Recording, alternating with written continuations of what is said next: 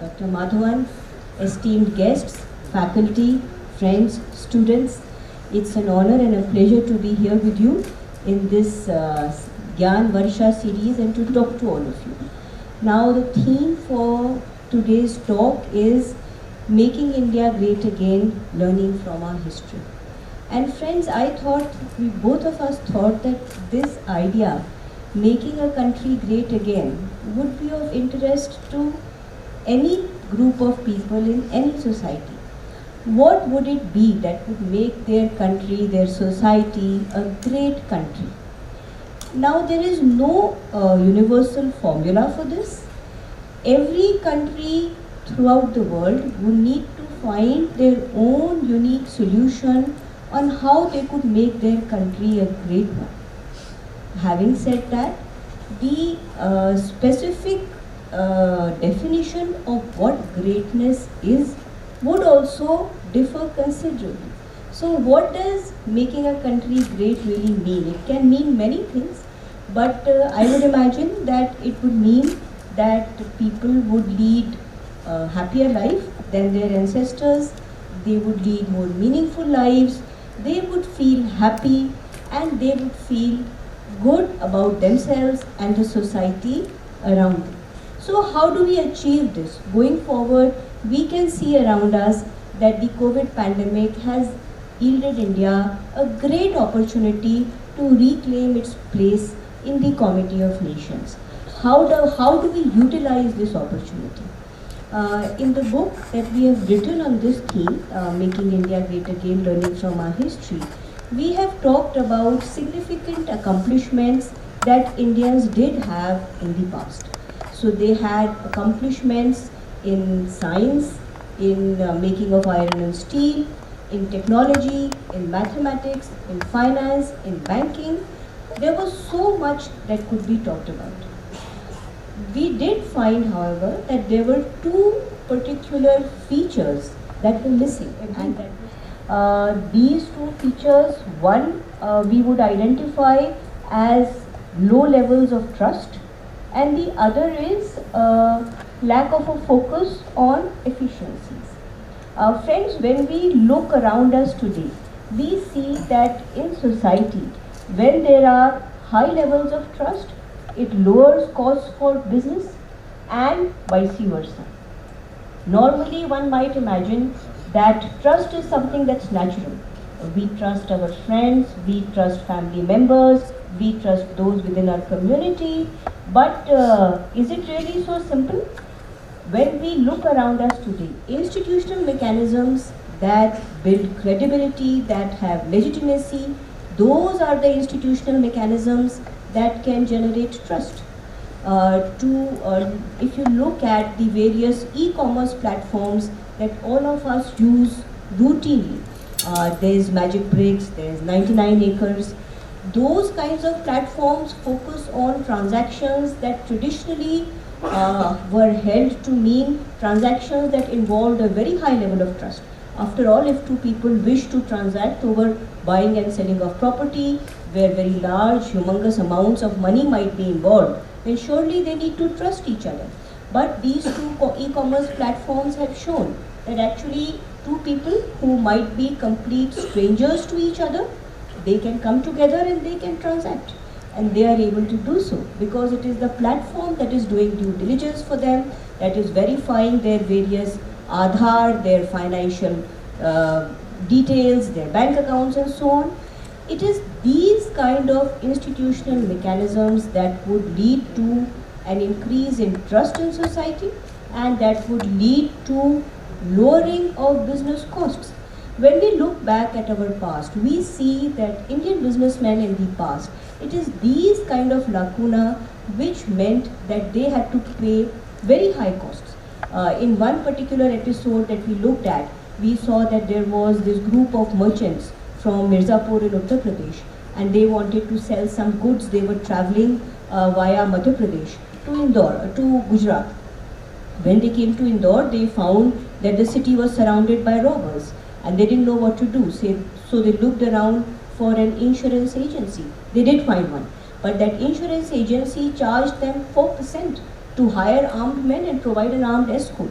Now those are costs that are sky high costs. When we look around us today, we find that means like insurance, stable banking systems, it is these mechanisms that would allow businesses to function. If a businessman were to say that, well, I will deal with only people whom I know, he or she wouldn't be able to do much business at all. Business means the ability to scale up, to extend the circle of people with whom you can transact. And in the modern world, the only way to do that is to build up stable and strong institutional mechanisms. Today, for instance, when we look at exports is one of the sectors which is being talked about more and more as the means to achieve a large economy. The first thing that an exporter might really need when dealing with an outsider would be a letter of credit, which would be a handshake between two banks, and they would need to insure their goods. But actually, when you look at exports as they happen today, and that was a sector which I worked in for a little while, I saw that there were many businesses who were not using letters of credit, who were not using means of insurance. They simply saw these as very high costs. But the offside of that is that when you use those kind of shortcut mechanisms, then you run the risk of incurring severe losses. And in the end, when you look at businesses, all of you are business management students, so you would be going forward and pursuing careers in businesses. Businesses are not just about making profits. Businesses are in the end about reducing losses. And in fact, when we look back at our history, we find that this is the one area which has been an Achilles heel for businesses in the past. That they are, while in the past, Indian businessmen have always looked for very high profits of the order of 15%, 20%, 25%. But they were not able to build business mechanisms, institutional mechanisms that would help them to reduce losses. This is one thing which European merchants and societies were able to do simply by building stable institutional mechanisms, whether it is for the enforcement of contract or anything else. They were able to bring down logistics costs. The other focus area that we would recommend would be very important for economic growth for the way forward would be to improve efficiencies in general. This is one thing that everywhere in all societies, whatever be the sector, that we really need to do. When we look at businesses in India, and you could use many tools to improve efficiencies. Information technology is simply one of those tools. Indian MSMEs, Indian businessmen, they do use information technology tools. They use them for human resource management. They use them for accounting purposes.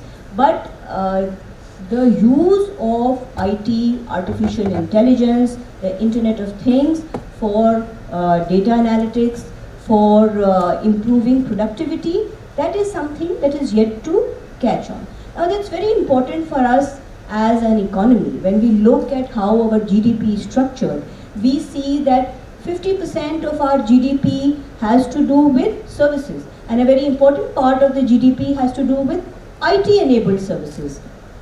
Be that as it may, the structure of the Indian IT-enabled services and IT services in India is that they cater mostly to an international market. Their clients are outside the country. It's not really a domestic market.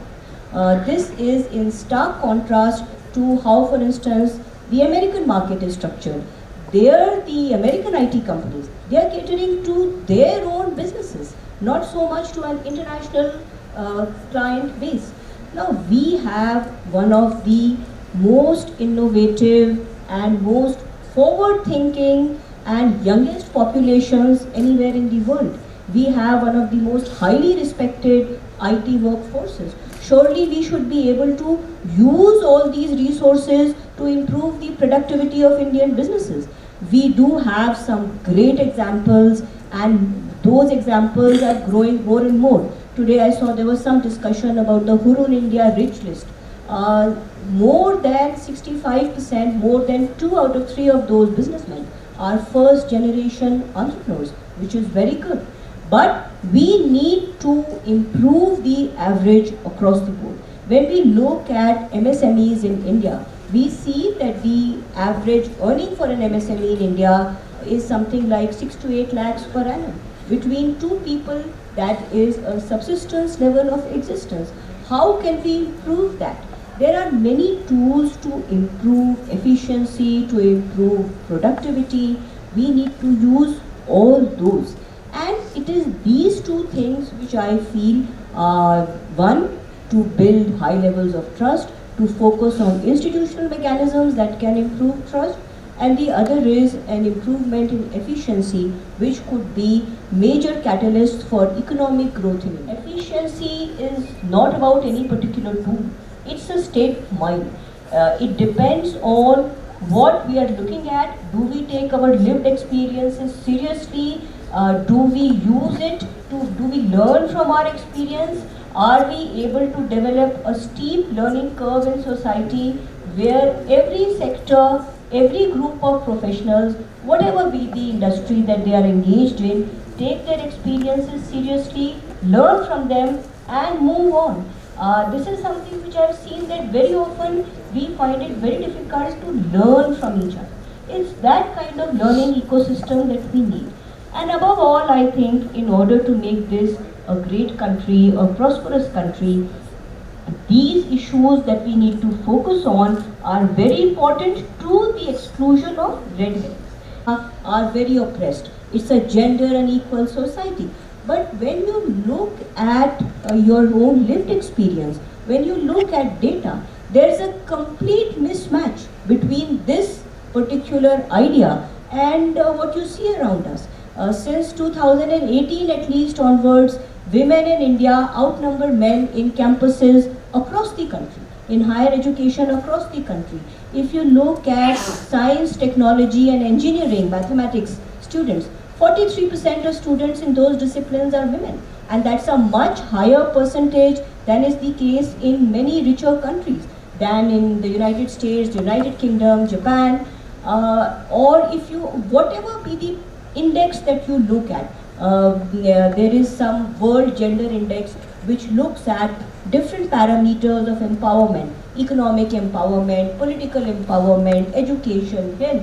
But when you look at our lived experience of all those parameters, we find that women in India are a confident lot.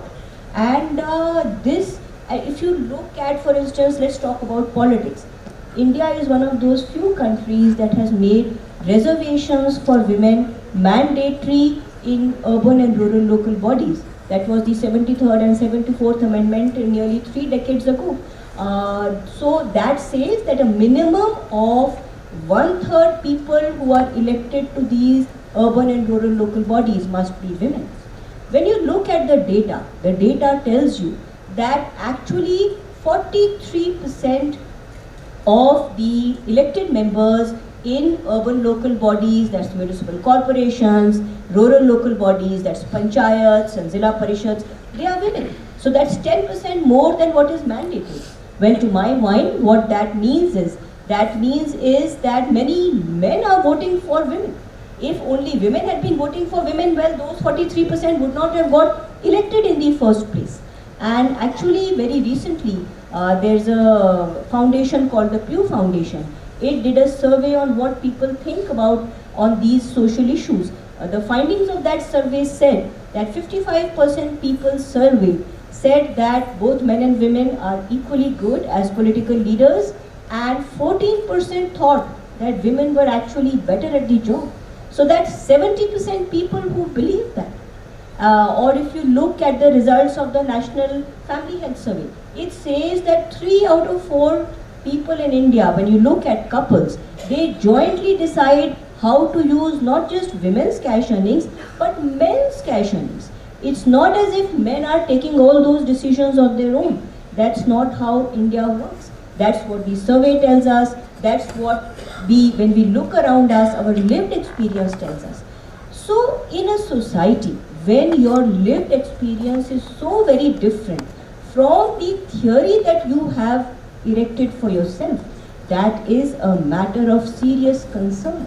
Friends, many times I feel that these issues, are we a patriarchy, are we a gender equal society, these are not Indian concerns. They derive from the thinking problems onto us. Any society, any country needs to understand what its problems are, and they need to find their own solution. That, to my mind, would be the first and the most important ingredient going forward. If we are unable to think for ourselves, if we are unable to recognize what our own strengths are, what our weaknesses are, there is no way that you can move forward. Otherwise, it amounts to emasculating our minds, it amounts to a kind of mental colonialism. It's been 75 years now that we are free of foreign rule. Surely we should be able to free our minds to develop our own indigenous perspectives. Believe me, no country can move forward unless they are able to imagine what their own future is like on their own, from the grassroots. That was something that Professor Kakani said in his introduction, and I think that's the most important thing. Look around you. You need to find what your problems are, what your solutions are. Only then you will move forward. Resources are much less important. There's just one thing I would like to remind you all. I talked about this book, and what surprised us the most about this book was that, we were ruled by the East India Company for 200 years. The total paid up capital of the East India Company in 1757 at the then currency rates was 2.5 crore rupees. That's 2 crores and 50 lakhs. The total paid up wealth of the house of Jagat Singh, that's a banking house in India at the time, as estimated by historians of the East India Company, was 14 crores. That's 5 to 6 times the total paid up capital of the East India Company. Indian businessmen were richer. It's not a question of how much resources you have. It's how you deploy these resources. Are you able to plan for the future? Remember, societies never remain stable, businesses never remain stable. Everything changes. Change is the new normal. Those people would succeed, those businesses would succeed that are able to plan for the future. So thank you. I'll now